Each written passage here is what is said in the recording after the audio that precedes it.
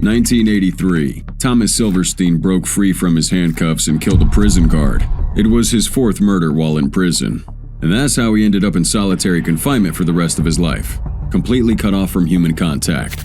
It's believed he spent more time in solitary confinement than any other federal inmate. He was in solitary at various prisons since 1983. Here are some of the most feared inmates in U.S. prisons. Nico Jenkins. August 2013. Nico here was taking cues from an ancient serpent god, Apophis, when he slaughtered 4 people in Omaha, Nebraska. And what sparked this catastrophic chain of events? While most 15-year-olds are playing video games, out skateboarding, or just hanging out with friends, Jenkins here had a different path. Diagnosed with mental illness at 9, he found himself serving an 18-year prison sentence for a carjacking charge. After serving 10.5 years, Jenkins was released, but his freedom was short-lived. Within a month, he committed another heinous crime spree that landed him back behind bars. So how did this start?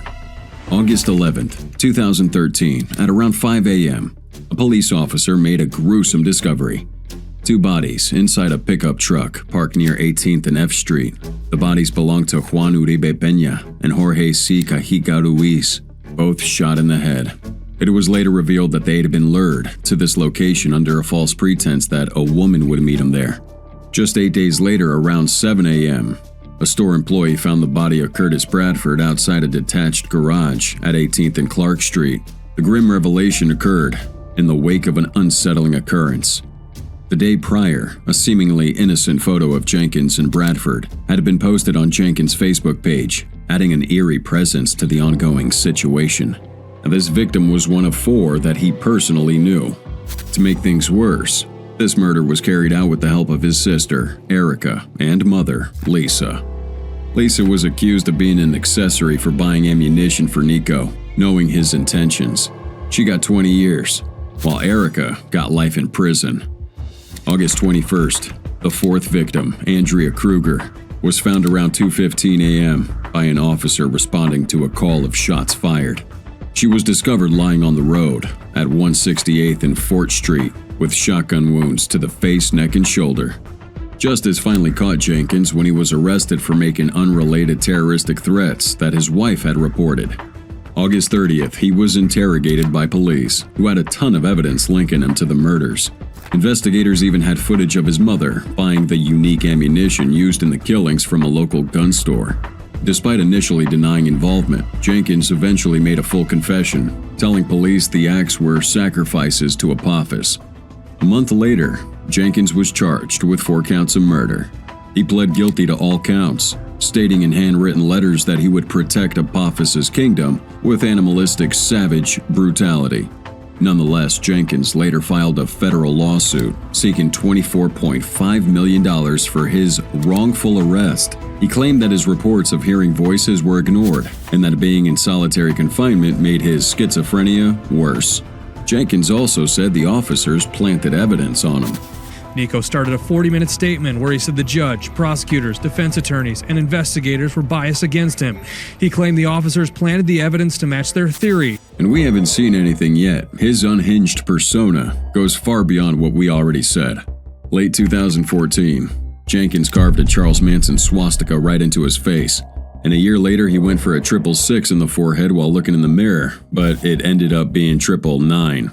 And while waiting for his trial that same year, Jenkins would cut off his genitals in an attempt to resemble the ancient god Apophis. Now this guy's a piece of work because a psychiatric evaluation found him faking all his symptoms. He claimed to have an OCD, schizophrenia, and bipolar disorder, but he was really diagnosed with antisocial personality disorder. So people thought he was ready for trial. May 2017, Jenkins was sentenced to death by a 3-judge panel. He also got another 450 years on weapons charges.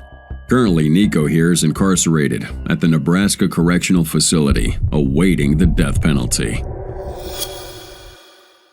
Robert Hansen. January 12, 1976. Robert Hansen took an oath to uphold the law and protect the nation as a new FBI special agent. However, instead of doing that, he ended up becoming the most damaging spy in the FBI's history. 1985. Hansen, using the alias Ramon Garcia with his Russian handlers, started sharing highly classified national security with the Russians in exchange for over $1.4 million in cash, bank funds, and diamonds. And because of his important counterintelligence, Hansen had allowed access to classified information, and he would use encrypted communications, dead drops, and other secretive methods to pass on to the KGB and its successor, the SVR. Hansen compromised some of the nation's most important intelligence and military secrets, including the identities of dozens of human sources, at least 3 of whom were executed. Now, despite some suspicions arising from his unusual activities, Hansen, with his background as a counterintelligence agent, evaded detection for years and wasn't identified as a spy. 1994, everything would change with the arrest of Aldrich Ames, a former CIA counterintelligence officer convicted of espionage on behalf of the Soviet Union and Russia.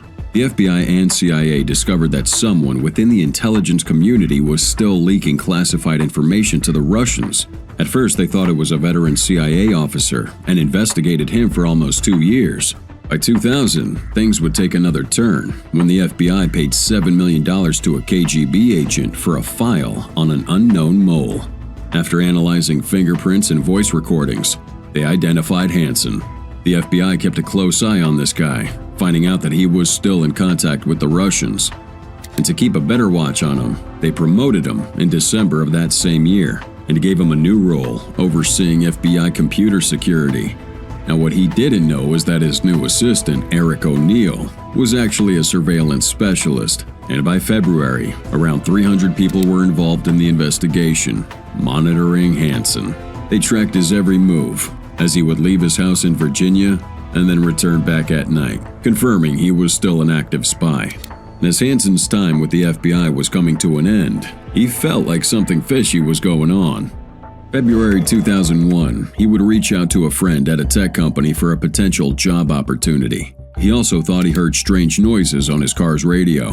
That made him believe it was bugged, although the FBI couldn't confirm the sounds he claimed to have heard. In a letter to the Russians later discovered by the FBI when he was caught, Hansen mentioned that he had been given a do-nothing job with limited access to information, and he cryptically wrote, "Something has aroused the sleeping tiger." Now, despite his suspicions, Hansen decided to make one last drop. February 18, 2001, after dropping off a friend at the airport, he headed to Foxstone Park in Virginia. He would leave a white piece of tape on a park sign as a signal to his Russian contact that there was information there for him. Following his usual routine, he placed a package containing classified material under a wooden footbridge over a creek. When the FBI saw it, they hurried and arrested him. Upon that arrest, Hansen calmly asked, "What took you so long?" July 6, 2001, Hansen pled guilty to 15 counts of espionage. 1 year later, he got the life sentence without parole at ADX Florence. You guys know that prison, designed for the nation's most notorious criminals. But what makes Hansen one of the most feared men in a U.S. prison? Well, first off, he committed crimes that were the most dangerous and shocking in American history, putting many people's lives at risk. But what really set him apart was his cunning and deceitful nature. Hansen never revealed his identity to the KGB or SVR, and he refused to meet him in person. The FBI actually believes that the Russians never even knew his name. For his own safety as a former FBI agent, Hansen was placed in administrative segregation, spending 23 hours a day in solitary confinement. On June 5, 2023, Hansen was found unresponsive in his cell and was pronounced dead after attempts to revive him were unsuccessful. He's believed to have died of natural causes. Terry Nichols. April 19, 1995. In the early morning hours, 2 guys, Terry Nichols and Timothy McVeigh, parked a rented Ryder truck in front of the Alfred P. Murrah Federal Building in downtown Oklahoma City. They weren't there for a friendly visit. These guys were planning to commit mass murder. Inside the truck was a bomb made from agricultural fertilizer, diesel fuel, and other chemicals. McVeigh would get out, lock the door, and make his way to his getaway car, then lit one fuse and then another. At exactly 9:02 a.m., the bomb went off. The aftermath was devastating. Within moments, the surrounding area looked like a war zone. A third of the buildings had been reduced to rubble. Floors were just flattened. Dozens of cars were burned, and over 300 buildings nearby were damaged or destroyed. The toll it took on human life was really bad. 168 people would lose their lives, with many more injured. This was a terrible act of terrorism, and one of the worst carried out by Americans on American soil. After the bombing, the FBI found the rear axle of the Ryder truck. The vehicle identification number led them to a body shop in Junction City, Kansas. Employees here would help the FBI create a drawing of the man who rented the van. Agents would show this around town, and they got a name: Tim McVeigh. Now here's the twist: McVeigh was already in jail. He was pulled over 80 miles north of Oklahoma City and found with a concealed weapon. This guy was arrested just 90 minutes after the bombing. But what about his partner, Terry Nichols? April 21st, Nichols turned himself in after learning he was wanted for questioning. He even let him search his house, which turned up bomb components, firearms, anti-government material, and a map of downtown Oklahoma City. A receipt and credit card linked to McVeigh further implicated them in the bombing. The evidence was pretty damning, to say the least. But what motivated this former Army soldier to commit such a terrible act? You see, Nichols had a long-held anti-government view that only grew stronger over time. He lived in Michigan, where distrust among the government is pretty common. He would meet up with anti-government groups, played with explosives, and become even more radical as time went on. And when he met McVeigh, who shared his beliefs, tragedy was inevitable. McVeigh was the first to be tried and sentenced to death, executed in 2001. On the other side, Nichols had two trials. June 4, 1998, a federal judge gave him life in prison without parole on a conspiracy conviction. June 2004, he stood for trial in an Oklahoma state case and was sentenced to 161 consecutive life terms without the possibility of parole, which has to be one of the longest prison sentences ever given to an individual. Nichols is currently locked up at ADX Florence, where he'll remain for the rest of his life. Ted Kazinski. Imagine a killer unlike any other, a loner, really smart, building untraceable bombs, taunting the FBI, and vanishing into the Montana wilderness. How would you go about catching this guy? That was the challenge authorities faced, spending nearly 2 decades trying to hunt the ultimate lone wolf bomber. 1978, the man, Theodore Kazinski, made his first mark on the world with a homemade bomb explosion at a Chicago university. Over the next 17 years, he sent out a series of increasingly sophisticated bombs that killed 3 people and injured nearly 24 others. Along the way, he would cause fear and panic, even threatening to blow up airplanes. Now, before we say how the cops caught him, let's try to take a closer look at Teddy here and what drove him to commit these acts. A mathematical genius with delusions of single-handedly destroying industrial society, planted or mailed powerful bombs to unsuspecting, innocent victims.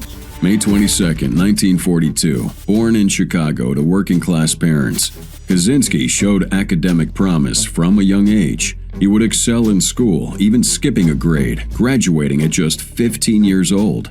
He was even accepted to Harvard at that same age, where he studied mathematics. And after this, he earned his master's and PhD degrees from the University of Michigan, becoming an assistant professor at the University of California, Berkeley, at 25, making him the youngest in the university's history. This guy was destined for a successful career, but he ultimately chose to destroy all that with unhinged actions. June 30th, 1969. Kazinski quit his job with no explanation and headed back to his parents' place in Lombard, Illinois. 2 years later, he would move to a secluded cabin built near Lincoln, Montana. Now there, he lived a simple life without electricity or running water, doing odd jobs, and getting financial help from his family. Originally, Ted here wanted to be just self-sufficient and live off the grid, but as he watched the wilderness around his cabin get destroyed, he decided to take a stand against industrialization and its impact on nature through acts of his own terrorism. 1979, Kazinski became the focus of the longest and most expensive investigation in FBI history. The FBI called him the Unabomber, which was short for University and Airline Bomber, because they just couldn't find out who this guy was. And it took them a while to find out it was Ted. Despite the FBI's best efforts, they were struggling because he was just careful not to leave any evidence behind. 1995. The biggest break in the case came when Ted sent them a 35,000-word essay explaining his motives and views on society. The FBI published it hoping that someone would recognize the writing style. Luckily, Ted's brother David read that essay and realized that it was his brother's work.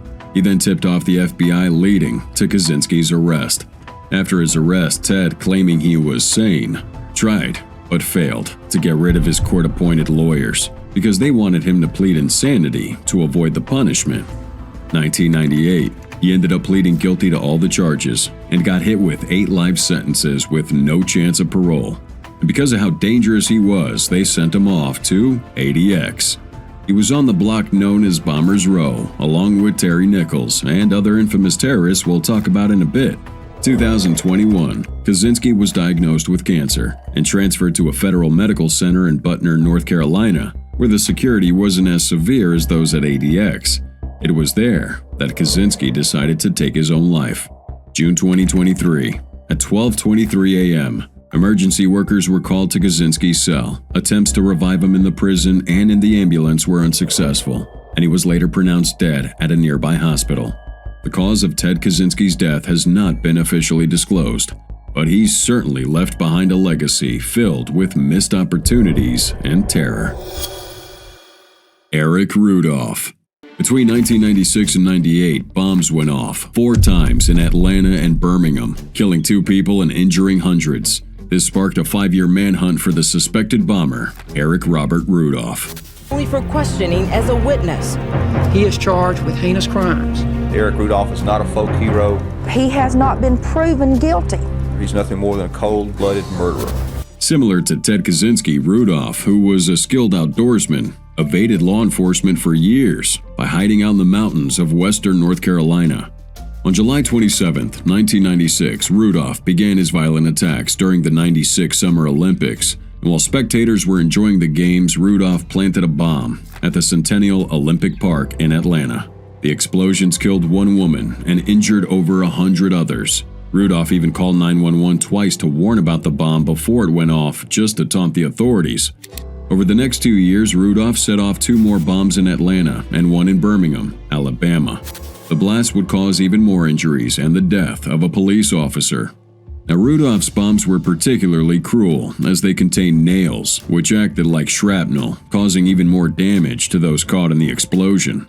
By February 14, 1998, Rudolph was identified for the first time as a suspect in the Alabama bombing, thanks to tips from witnesses Jeffrey Tickle and Jermaine Hughes. They saw Rudolph leaving the scene and noted his appearance and truck license plate. Now, he was also suspected of the other incidents in Atlanta and Alabama. And by May 5, 1998, Rudolph was placed on the FBI's 10 Most Wanted Fugitives list. The FBI considered him armed and extremely dangerous, offering a $1 million reward for info leading to his arrest. Rudolph spent over 5 years hiding out in the Appalachian wilderness, evading capture despite extensive search efforts. Now, during his time as a fugitive, he survived by camping out at the Nantahala National Forest in North Carolina. He gathered acorns and salamanders, stole vegetables from gardens, took grain from a silo, and even raided dumpsters in Murphy, North Carolina. By May 31, 2003, Rudolph was finally caught by police officer Jeffrey Scott Postle while rummaging through a dumpster behind a Save-A-Lot store at 4 a.m. Postle, on a routine patrol, initially thought he was witnessing a burglary. After his arrest, Rudolph agreed to a plea deal where he would be guilty on all the charges in exchange for avoiding the death penalty. The FBI discovered 250 pounds of dynamite hidden in the North Carolina forests, which Rudolph revealed as part of his plea agreement. After he pled guilty, he issued a rambling 11-page statement in which he tried to justify his bombings because he didn't like the government or abortion. He said his actions were driven by personal beliefs and his desire to make a statement against what he saw as moral decay in society. In his statement, he also claimed he had deprived the government of its goal of sentencing me to death. He also said, "The fact that I have entered an agreement with the government is purely a tactical choice on my part, and in no way legitimates the moral authority of the government to judge this matter or impute my guilt." 2005, Rudolph received 4 consecutive life sentences and was transferred down to ADX. Like many others there, he would spend 23 hours a day, all alone, in a small concrete cell in the Bomber Row. Fans of Dynasty know ADX is where the most feared prisoners are housed, and Bomber Row is home to even more notorious inmates. The next criminal on this list is also one of them. Ramzi Yousef. February 26, 1993, around 12:17 p.m., a massive explosion shook Lower Manhattan. The blast originated from the parking garage beneath the World Trade Center, creating a nearly 100-foot crater several stories deep and high. 6 people lost their lives immediately, with smoke and flame quickly spreading throughout the building. More than 1,000 people were injured, some severely, with crushed limbs. And the question on everyone's mind was, who was behind this horrific attack? April 27, 1968, born in Kuwait, Ramzi Ahmed Yousef had a Pakistani father and a Palestinian mother. After studying electrical engineering in the UK, he would travel to Pakistan to learn how to make bombs at Peshawar. Yousef then would go to the US to carry out his terrorist plans. The FBI discovered that he spent a year traveling between New York and Jersey, working with various individuals to execute his sinister plot and construct the bomb. It was later revealed that he also had connections to Al-Qaeda. Using his Pakistani passport, Yousef managed to escape from the U.S. just hours after the explosion. It's believed that he had fled to Iraq and then Pakistan. As a result of the bombing, the FBI added him as the 436th person on its most wanted fugitives list. Meanwhile, the FBI was hard at work to find any leads in the case. In the rubble, investigators found vehicle identification numbers on a piece of wreckage that seemed suspiciously destroyed. The number belonged to a rented van that had been reported stolen the day before the attack. This led them to an Islamic extremist named Mohammed Salameh, who had rented the vehicle. He was arrested, and one clue would lead to another, resulting in the capture of 3 more suspects: Nadal Ayad, Mahmoud Abu Halima, and Ahmed Ajaj. All 4 men were tried, convicted, and given life in prison. However, the mastermind was out there still at large and up to no good. Yousef was planning to bomb over 10 U.S. international flights. December 11, 1994, he conducted a trial run of his plan, boarding Philippine Airlines Flight 434 from Manila to Tokyo, Japan, with a stopover in Cebu. He used the identity of an Italian man named Armaldo Forlani. Yousef put together a bomb in the bathroom, set the timer to go off 4 hours later, and stashed it in the life vest pouch under seat 26K on the right side of the plane. Then Yousef and 25 other passengers got off the plane in Cebu, where 256 passengers and a new crew got on for the trip to Tokyo. About an hour and a half from Tokyo, at 11:43 a.m., the bomb went off, killing 1 passenger and causing damage to the plane's systems. Luckily, the captain was able to make an emergency landing, saving everyone else on board. February 1995, Yousef was finally arrested in Islamabad, Pakistan, by Pakistani and U.S. authorities while trying to set a bomb in a doll. He was then extradited to the U.S. During questioning, he admitted that his plan for the World Trade Center was even more sinister. He wanted the bomb to bring down at least 1 tower, causing the other to collapse as well. This just had to be a practice run for the attacks on 9/11. In fact, Yousef's uncle, Khalid Sheikh Mohammed, was said to be one of the masterminds behind the September 11th attacks. Yousef was given 2 life sentences plus 240 years for his crimes. This guy's at ADX, sharing that bomber's unit with the other criminals mentioned so far today. Michael Swango. Michael Swango was a top student with a bright future ahead of him. He worked part-time as a paramedic while going through medical school, gaining experience in neurosurgery, emergency medicine, and psychiatry. Now, wherever he went, strange things seemed to happen. Colleagues fell ill, patients passed away, or came close to it, and it felt like no one could stop him. Born and raised in Quincy, Illinois, Michael excelled in high school, becoming valedictorian, and even served in the Marine Corps before attending Southern Illinois University School of Medicine. Now, his problems came to light when he was at SIU. Although a brilliant student, he was known to be a little lazy, preferring to work as an ambulance attendant rather than concentrate on his studies. And even at a young age, he showed a strange interest in dying patients. Many of the patients he checked on ended up in life-threatening situations, with at least 5 of them passing away. 1983. Despite receiving a poor evaluation from his dean's letter in SIU, Swango managed to secure a surgical internship at Ohio State University Medical Center, followed by a residency in neurosurgery. However, while working at the Rhodes Hall wing, nurses started noticing seemingly healthy patients were mysteriously dying at an alarming rate. Each time, Swango happened to be the floor intern. One nurse even caught him injecting some medicine into a patient who later fell ill. The nurses reported their concerns to administrators, but were dismissed as being paranoid.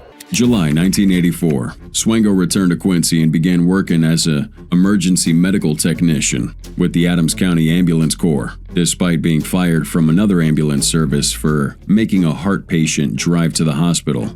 Soon, many paramedics noticed that whenever Swango prepared coffee or brought in food, several of them would become violently ill for no apparent reason. In October of that year, Swango was arrested by the Quincy Police Department after arsenic and other poisons were found in his possession. He was convicted of aggravated battery for poisoning his co-workers and was given 5 years in prison. 1989, after his release, Swango changed his name to Daniel J. Adams and attempted to apply for a residency program at Ohio Valley Medical Center in Wheeling, West Virginia. July 1992. He started working at Sanford USD Medical Center in Sioux Falls. He faked some legal documents to make himself look like a legit doctor and a respected member of society, and he would even forge a fact sheet from the Illinois Department of Corrections to cover up his criminal record. So I guess not wanting to say that he poisoned people and served time in prison, he made up a story about getting into a fistfight with a coworker and only serving 6 months. Swango seemed to do well at Sanford until he tried to join the American Medical Association in October. The AMA did a more thorough background check and found out about his poisoning conviction. The Discovery Channel even aired a segment about him on Justice Files. With all the attention and scared colleagues calling in, Sanford had no choice but to fire Swango. So after getting booted from Sanford, this guy somehow sneaked into the psychiatric residency program at the State University of New York at Stony Brook School of Medicine. He started working at the VA Medical Center in Northport, New York, and once again his patients started dropping like flies for no apparent reason. Since the VA was a federal facility, the FBI would get involved after Swango's latest killing spree. He disappeared for a while until they caught up with him living in Atlanta and working as a chemist at a computer equipment company's wastewater facility. Shortly after the FBI notified the company, Swango was fired for lying on his job application. The FBI then got a warrant charging Swango with using fake credentials to gain access to a VA hospital. Unfortunately, by that time, Swango had already fled the country. November 1994, he made his way to Zimbabwe and landed at the Mnene Hospital using forged documents. Once again, his patients started dying under mysterious circumstances. It took a year for authorities to link the deaths to him, and he was eventually arrested in Zimbabwe. Now, this guy faced charges for the poisonings, but again he managed to escape before his trial and went into hiding in Zambia. A year and a half later, he applied for a job at the Royal Hospital in Dhahran, Saudi Arabia, using a fake resume. June 1997, Immigration and Naturalization Service agents finally caught up with Swango during a layover at Chicago O'Hare International Airport as he was on his way to Saudi Arabia. Faced with the overwhelming evidence of his deceitful actions and the prospect of a thorough investigation into his time in Zimbabwe, this guy pled guilty to defrauding the government. He was then given 3.5 years in prison. During his time behind bars, the government compiled a comprehensive file of all his crimes, and as part of an investigation, the bodies of 3 of his patients were exhumed, revealing traces of poisonous substances. Prosecutors also discovered that he had paralyzed a patient named Baron Harris with an injection, leading to Harris falling into a coma and passing away. Evidence showed that Swango had lied about the death of Cynthia Ann McGee, a patient he treated while interning at OSU. Despite claiming she died of heart failure, it was revealed that he gave her a fatal potassium injection. July 11, 2000, just days before he was supposed to get out of jail for fraud, federal prosecutors on Long Island hit Swango with several additional charges. They accused him of 3 murders, 1 assault, mail fraud, and conspiracy to commit wire fraud. Meanwhile, authorities in Zimbabwe said he poisoned 7 patients, 5 of whom died. Swango ended up agreeing to the plea deal for the murder and fraud charges.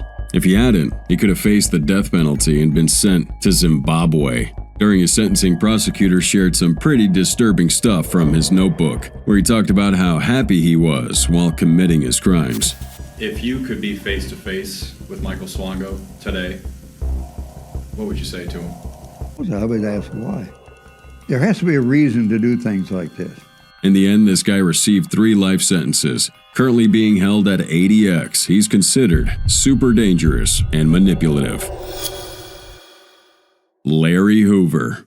1973, Chicago's infamous gang leader, King Larry Hoover, who founded the Gangster Disciples, ended up in jail. Many people thought this would be the end of his rule, but it was actually just the start. Despite being behind bars, Larry here managed to recruit new members, staying connected with his followers on the streets, and while he was at it, promoted nonviolence and community service. Thanks to his efforts, the Gangster's Disciples grew to 30,000 members across multiple states, generating over $100 million in drug sales annually.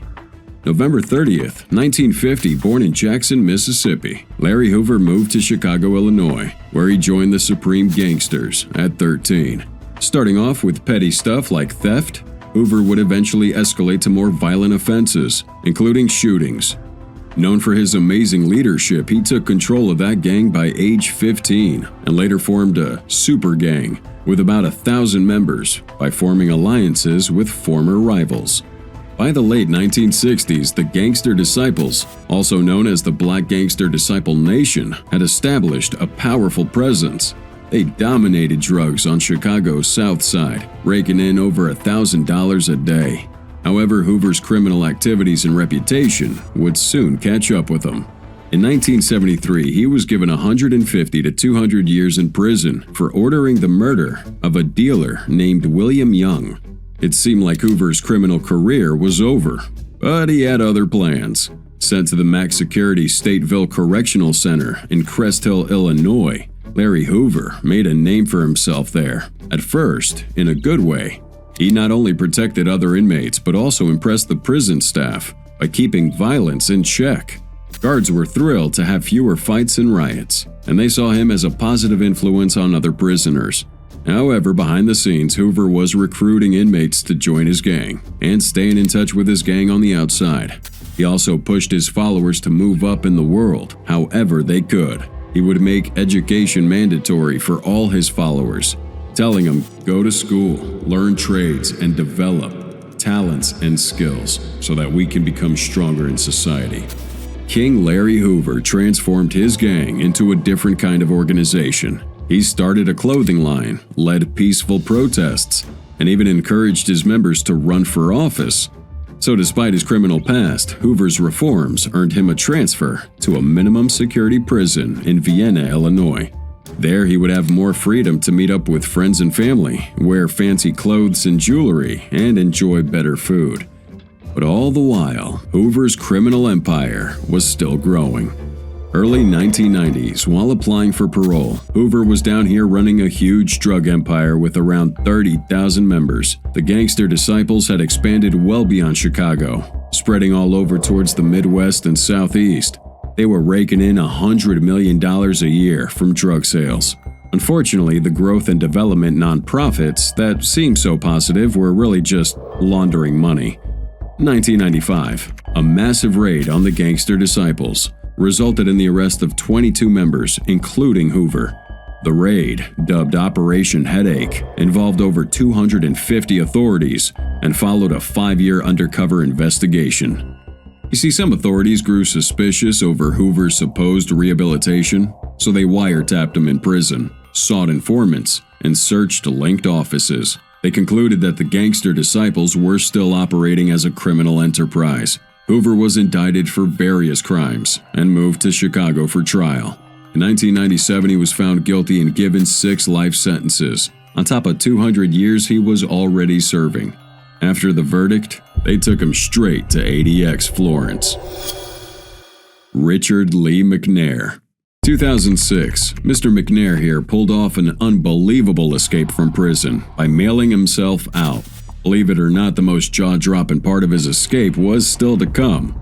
Despite being a convicted murderer, Richard's knack for breaking out of prison is what earned him a spot on this list. He managed to escape 3 times, which is no small feat. But it was his third escape that really showcased his creativity and resourcefulness. December 19, 1958, born in Oklahoma, McNair was the son of a police officer and was known for his sharp intellect. His brother once said about him, "He's the smartest person I've ever met. He was a good guy that I always admired until he made bad choices." November 17, 1987, in Minot, North Dakota, McNair attempted to rob a grain storage building, but ended up killing a truck driver named Jerome Thies in the process. He also shot at another man who luckily survived. After being caught by police, McNair was given 2 life sentences for murder and attempted murder, along with 30 years for burglary. And that's when McNair decided to trade a life of crime for a life of daring prison escapes. His first one would occur right after he got arrested. February 1988. At the Minot police station, McNair, handcuffed to a chair, found himself in a room with 3 detectives. He had some lip balm in his pocket, which he cleverly used to grease up his hands and slip out of the cuffs when they weren't looking. This escape turned into a bit of a chase, with McNair leading the cops all over town. He even ran into a building where they followed him up a few flights of stairs to the 3rd floor. But when they finally caught up to him, he took a leap and landed right on the ground, hurting his back in the process, which ended up making it easier for the cops to catch him.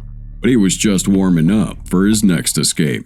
October 1992, while serving time at North Dakota State Penitentiary, McNair and 2 other inmates managed to slip out through a ventilation duct.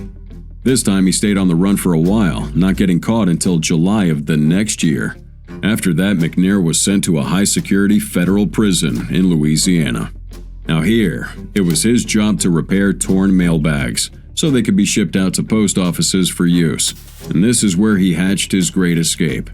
April 5th, 2006, Richard Lee McNair built himself an escape pod using whatever materials he could find.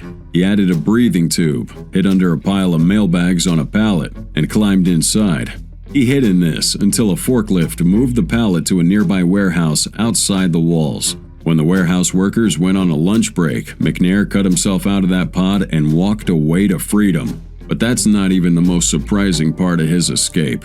Shortly after, a police officer had spotted McNair jogging near some railroad tracks in Ball, Louisiana. The cop, aware of his recent prison break, stopped him. The whole interaction was caught on the officer's dashboard camera. Where do you live at? Down the road by Pineville. Pineville? Uh-huh. Okay. Do you have any form of identification on you? Oh, man. What's your name? Robert Jones. Despite lacking any identification and fitting the description of the escapee, McNair managed to talk his way out of trouble. He told him that his name was Robert Jones and he was just out for a run. When he slipped up and said Jimmy Jones later on, the officer didn't catch it, so the cop pointed out the resemblance to the escapee and advised McNair to carry ID next time. They shared a laugh before parting ways, while the officer warned him to be careful. What is, we got an escapee. Oh, shit. Where from? Prison. It was clear McNair was a clever guy, as his brother had mentioned, and even the authorities had to acknowledge it. During his third escape, McNair even found time to send a Christmas card to someone named Schutzel. Richard Lee McNair evaded capture for a year and a half. October 24th, 2007, Richard was finally caught by the Royal Canadian Mounted Police 100 miles north of the border in Campbellton, New Brunswick. They caught him in a stolen truck. Unsurprisingly, he attempted a fourth escape, but a quick-thinking policeman tackled him to the ground. Nowadays, Richard's serving time in the concrete cell of ADX Florence. As we said, it is the most secure, and Mr. McNair surely earned his place there. Thomas Silverstein. 1977, at 19, Thomas Silverstein found himself on the wrong side of the law. Convicted alongside his father and uncle for a trio of bank heists. He was given 15 long years behind the walls of Leavenworth in Kansas. But the story doesn't end there. 3 years later, Silverstein's name surfaced again, this time linked to the murder of Danny Atwell, an inmate who dared to defy the Aryan Brotherhood, the most feared white gang in prison, by refusing to serve as a mule for heroin being moved through that prison. So following the murder, Thomas was identified as a member of the AB, convicted, and sent to USP Marion, one of the toughest federal prisons in the nation at the time. The conviction, though, against Silverstein was overturned by a judge who found that the witnesses, including a prison guard, had lied on the stand. Unfortunately, this ruling came after Thomas had already been convicted of another prison murder, this time for strangling an African-American inmate who belonged to the D.C. Blacks prison gang. And the violence escalated when Raymond Cadillac Smith was killed. Smith was the national leader of the D.C. Blacks prison gang, who had sworn to avenge his fellow gang member's death. Smith would try to take him out many times, but it looked like fate, or maybe perhaps a flawed prison system, would put the two men right next to each other. Then one fateful day, Silverstein and his fellow AB member, Clay Fountain, carried out a vicious attack, stabbing Smith 67 times before dragging his body down the cell block for other inmates to witness this gruesome scene. Even after all this blood, Thomas's thirst for it hadn't been satisfied. Officer Merle Klutz, who was responsible for bringing order to the chaotic cell block, became the target of Silverstein's anger. Thomas claimed Klutz immediately began harassing him, but this investigation by the Federal Bureau of Prisons and the FBI would later clear Klutz of any wrongdoing. Regardless, Thomas became obsessed with this guy and spent months plotting his murder. October 22, 1983, Silverstein slipped out of his cuffs with the help of other inmates while being escorted to a shower. He then took out his shank and started cutting up Klutz, who was unfortunately unarmed. An autopsy showed this guy was stabbed 40 times. Shortly after, Clayton Fountain used the same method to kill correction officer Robert Hoffman. As a result of Klutz's murder, Silverstein was moved to the United States Penitentiary in Atlanta, where he was put in solitary confinement. His security status was recorded as no human contact.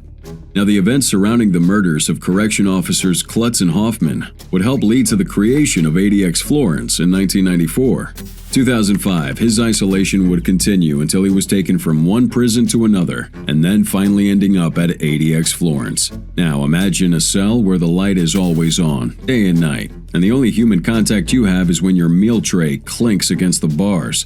That's the reality for Thomas Silverstein. But who can blame the Bureau of Prisons for taking these extra precautions after everything he'd done? Now there's more. Since Thomas now had nothing to do, he would spend most of his time drawing. He even showed us what his living conditions looked like from his point of view, which he called the Silverstein Suite. Thomas was locked in his cell for 23 hours a day. Occasionally an electric door would open for an hour so he could go outside, or into an indoor recreation area. He wasn't allowed in the hallway. That was reserved for officers who needed to microwave his meals or check on him in person. There was a visiting room attached to the indoor recreation area, but since Thomas wasn't allowed visitors, it sat empty. These 3 rooms, his cell and the 2 rec areas, were his entire world, because he was under constant surveillance. The only time he saw people was when his food was delivered. His only connection to the outside world was a black and white TV screen. He had been living under no human contact since 1983. Pete Early, the only journalist who got to meet Silverstein in person, stayed in touch with him for years to write his autobiography, which was published in 2023. Silverstein once told Early that no human contact status is basically a form of torture, saved for those who kill correctional officers. In response, a BOP official confirmed that when an inmate kills a guard, he indeed must be severely punished. He said, "We can't execute Silverstein, so we have no choice but to make his life a living hell. Otherwise, other inmates will kill guards too. There has to be some supreme punishment. Every convict knows what Silverstein is going through. We want them to realize that if they cross the same line that he did, they will pay a heavy price." May 11th, 2019, at St. Anthony Hospital in Lakewood, Colorado. After spending 36 years in solitary confinement, at 67, Silverstein passed away.